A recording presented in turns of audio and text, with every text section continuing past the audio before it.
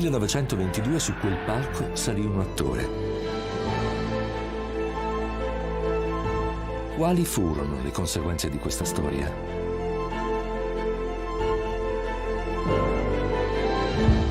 Con l'amore se è possibile, con la forza se sarà necessario.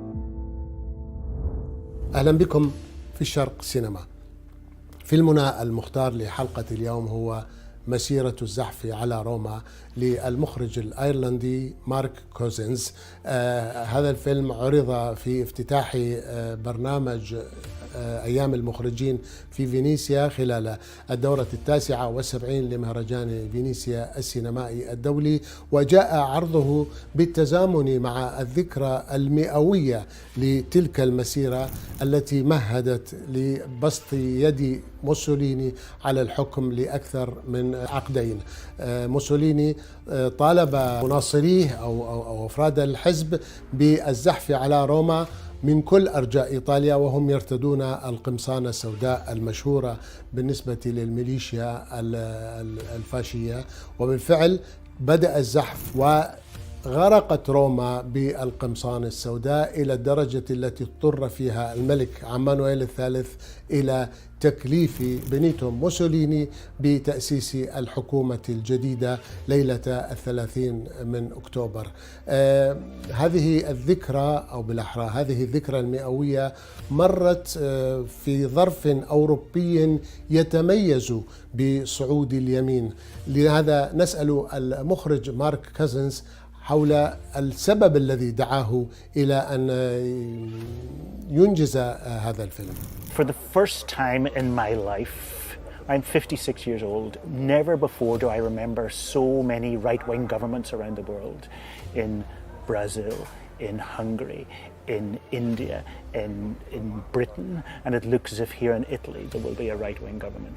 This is a dangerous moment, I think, because the right-wing sells very simplified messages of who we are and who the enemy is.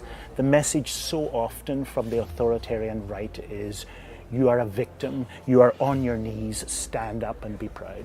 This is an aggressive way of seeing the world. It does not protect minorities. It means that vulnerable people are dangerous in these countries that are going right.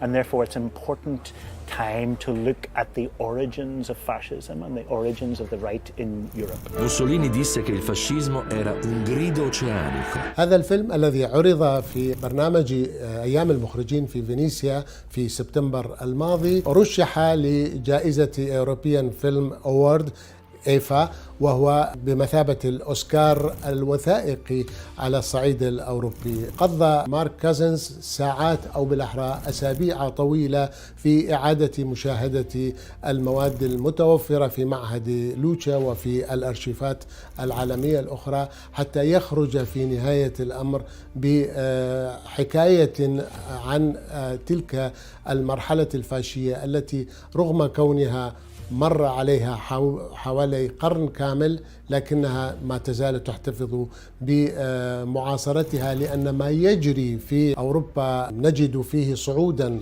مخيفا لليمين المتطرف ولليمين الشعبوي في عدد كبير من البلدان الأوروبية، وبالذات في رحم الاتحاد الأوروبي. Mussolini disse che il fascismo era... We must be honest that still today many media around the world are still telling those lies. They're still pumping out fake news, So it's always going to be a question, it'll never go away, of how do we not get infected almost by the virus of fake news.